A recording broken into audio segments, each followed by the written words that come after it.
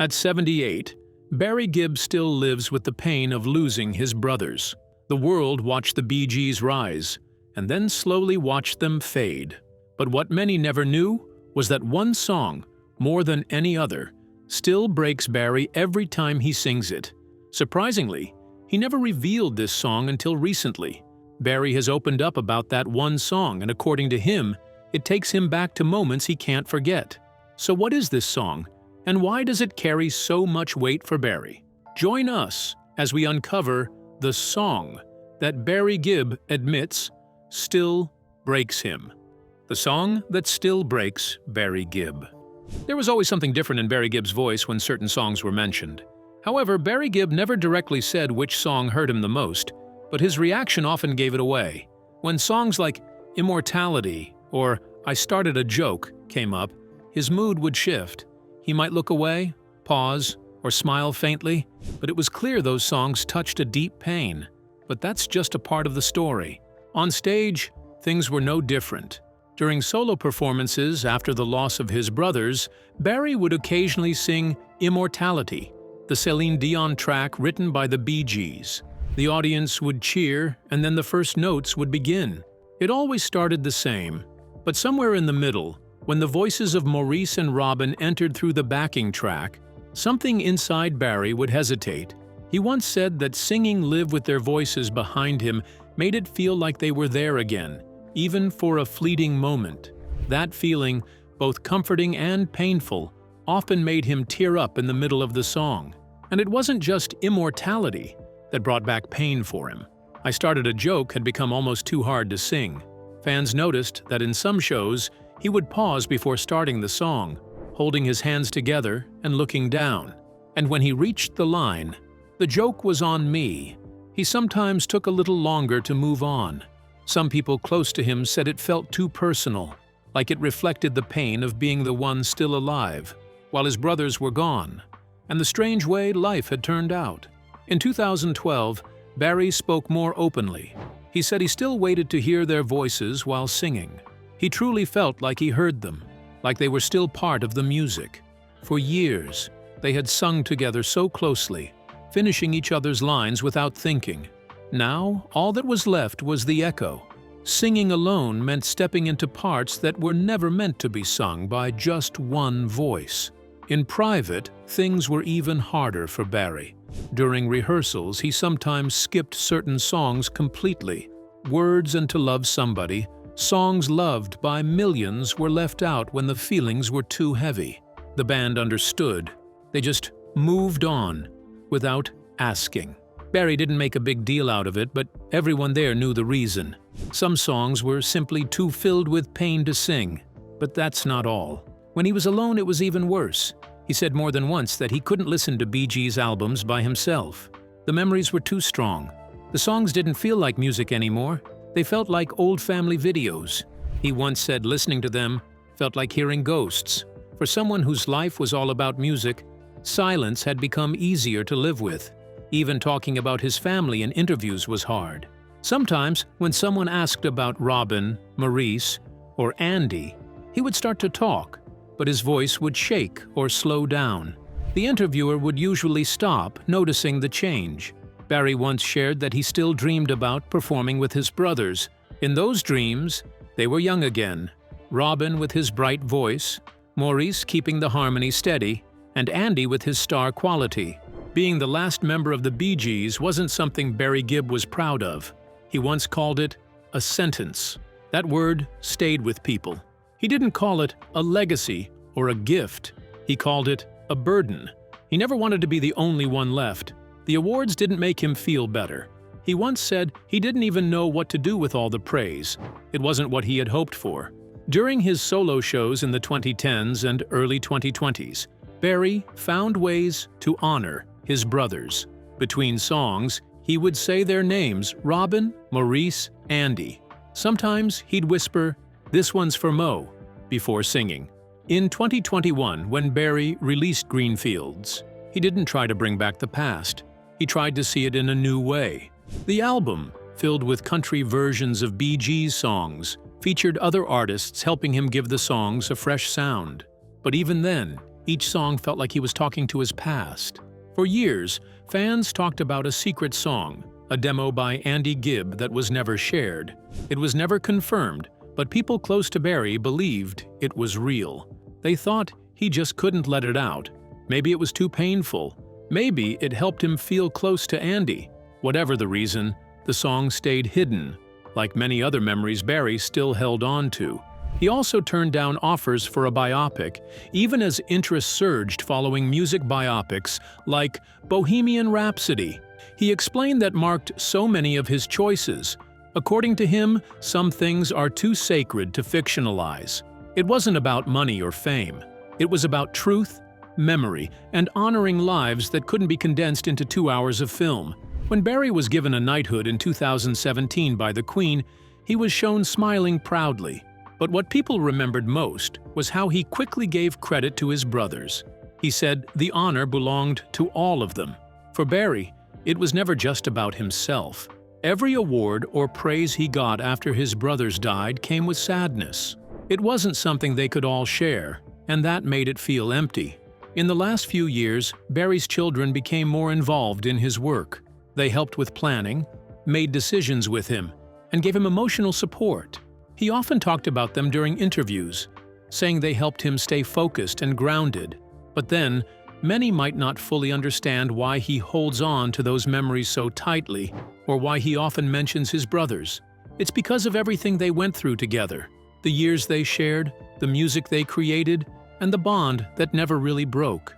To understand Barry now, we have to look back at where it all began. Let's take a short walk through the early days of Barry Gibb's journey. The BeeGees, humble start. Barry, Robin, and Maurice Gibb were still very young when they started singing. They didn't fully understand what their dreams meant, but they knew they loved to sing. In the late 1950s, their family moved to Australia, and that's where their music journey began. They started performing at small local shows and on the radio. It wasn't fancy, just school events, community halls, and local TV. But even then, people noticed something special in how their voices came together, and that was the beginning of what would later become the BeeGees. By 1967, they were back in England, trying to make it big. Their father, Hugh Gibb, believed in them deeply. He acted like their manager and pushed them to keep going, sometimes more than they pushed themselves. Starting over in London wasn't easy. The industry world there was competitive, and no one was waiting for them. But things changed when they released New York Mining Disaster 1941. That was the first song that really got people's attention. Their sound and emotion stood out. At first, some people thought they were copying the Beatles, but as time passed, the BeeGees proved they had their own style. That one song opened many doors for them. But with that success came even more pressure. Through the late 60s and early 70s, the brothers worked hard, releasing album after album. There were ups and downs. Some records soared, others didn't. But it was in the late 70s that everything changed. With the rise of disco, the BeeGees exploded. The Saturday Night Fever soundtrack didn't just top charts, it defined an era. Songs like Stayin' Alive and Night Fever weren't just hits, they became cultural landmarks. Suddenly, the three brothers from Australia were global icons. They were everywhere on the radio, on television, in magazines. They became famous, made a lot of money, and got plenty of attention. But behind the scenes, things weren't always easy. At one point, something happened between Barry and Robin. There was always a certain tension, especially between Barry and Robin. Both were very creative and deeply involved in the music. They didn't always agree on direction, what kind of songs to pursue, who should sing lead, and how to evolve their sound. Maurice, the middle brother, often found himself playing peacemaker, trying to keep the group together when disagreements threatened to pull them apart. There were brief splits, moments when Robin went solo, or when tensions flared during recording sessions. Still, somehow, they kept returning to each other. Music, more than anything, was the thread that held them together. While the older brothers were becoming stars together, their younger brother Andy was starting to rise too. He was the youngest in the family and had been quietly watching from the side. He was charming, talented, and eager to make his mark. With Barry's help, Andy launched his solo career in 1977.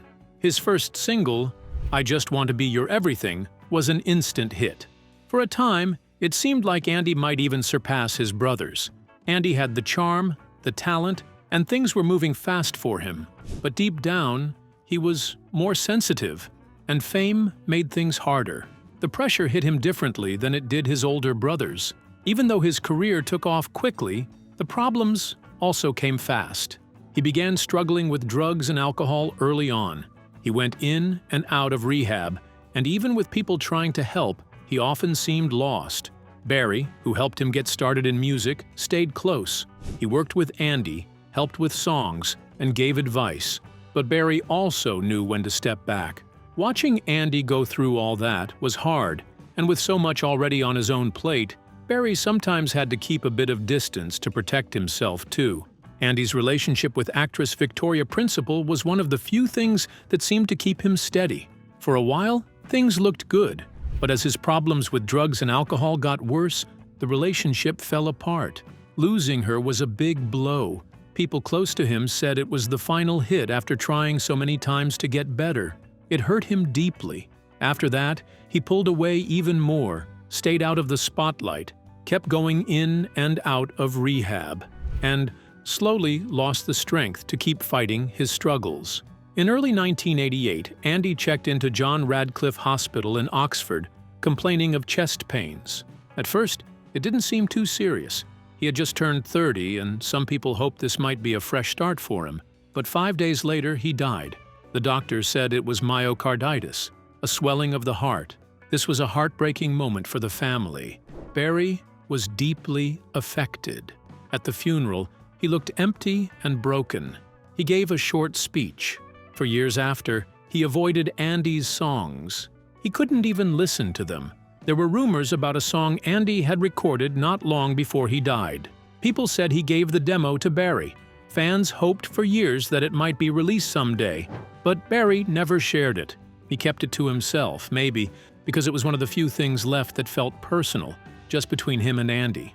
In later interviews, Barry said losing Andy was the hardest thing he had ever faced. He once said it could have been stopped, and even years later, you could still hear the pain in his voice. After Andy's death, the BeeGees kept making music, but over time something happened that changed the band completely and left it as it is today. Stay tuned because we're about to reveal the most shocking story about the BeeGees. The dark days of BeeGees. After Andy Gibb died in 1988, the sadness that settled over Barry, Robin, and Maurice Gibb was deep and hard to escape. Andy was the youngest, the baby brother they had watched rise to fame and then fall quickly. But instead of letting that be the end of their music, they decided to keep going. In 1989, the BeeGees released One, their first album after Andy's death. It wasn't just another album, it felt like a tribute to him. The title song, One, became a hit in the US, showing that the brothers were still strong and united. The sound of the album had changed. It wasn't the disco style they were known for in the 70s. Instead, it had a softer rock feel, with more thoughtful lyrics and modern instruments like synthesizers. By the 1970s, their personal lives also started to settle. Maurice, who used to have a wild reputation and had once been married to singer Lulu, found peace with his second wife, Yvonne. They had 2 kids and lived a quiet life when not touring. Robin had also remarried in 1985 after divorcing his first wife, Molly. His second wife, Dwina, was a poet and artist. They lived in Oxfordshire with their son. During these years, the BeeGees still made music, but you could also see a softer, more family-focused side of them. In 1991, the BeeGees released High Civilization. The album didn't do very well in the US, but it was more successful in Europe. They still had many loyal fans in countries like Germany and the UK. The brothers kept touring, performing for people who had loved their music for years, and many fans were now bringing their children to the shows. The BeeGees didn't seem like they were trying to become as big as they once were. They were happy just being who they were, respected artists who could still write good songs. In 1993, they came out with another album called Size Isn't Everything. One of the songs, "For Whom the Bell Tolls," became a big hit in the UK. It showed that their music still touched people. But behind the scenes, it wasn't always smooth. Even though they were close, the brothers sometimes argued, especially Barry and Robin. They had different ideas about music. Maurice was often the peacemaker, helping to calm things down and keep the group together. Then, in 1997, their hard work was rewarded. Their album Still Waters became one of their biggest successes in years. It sold very well and reminded everyone that the BeeGees were still strong. That same year, they were added to the Rock and Roll Hall of Fame. Brian Wilson from the Beach Boys introduced them. It was a proud moment. They stood on that stage as musicians who had survived through many changes and were still standing tall. In 1998, they recorded and performed One Night Only in Las Vegas, a concert that would be broadcast worldwide and later released as a DVD. That night wasn't just a show, it meant something more. The BeeGees, who had been through great success and deep personal loss, still lived strongly in the hearts of fans around the world. But everything changed in early 2003. Maurice Gibb was rushed to the hospital for stomach pain. What followed was a devastating series of events. He suffered a heart attack during surgery for a twisted intestine and died on January 12, 2003. He was only 53. It was unexpected and left a hole too deep to fill. Barry and Robin were shattered. Maurice had been the peacekeeper, the one who always lightened the mood. Without him, things were never the same. Out of respect, Barry and Robin announced that the BeeGees name would be retired. It was no longer the same without Maurice. In the years that followed, both Barry and Robin tried to find their footing. Barry focused more on writing and producing songs, often working with close friends like Barbra Streisand. He chose projects that kept him close to music, but didn't require him to be in the spotlight all the time. Robin, who always loved performing, kept touring on his own. He released new music, gave interviews, and appeared on TV shows. He often spoke about Maurice with both love and sadness. Sometimes Barry and Robin showed up together for events, but they didn't use the name BeeGees anymore. By 2009, Barry and Robin started talking more seriously about working together again. Not as the BeeGees, but as two brothers remembering their lost brother. They appeared at events, on TV, and spoke about Maurice. Fans hoped they might begin performing again in some new way. But things changed quickly. In 2010, Robin was diagnosed with colon cancer. Many were worried, but Robin stayed strong and kept working. He and his son, RJ, worked on a classical music project called The Titanic Requiem, made to mark 100 years since the Titanic sank.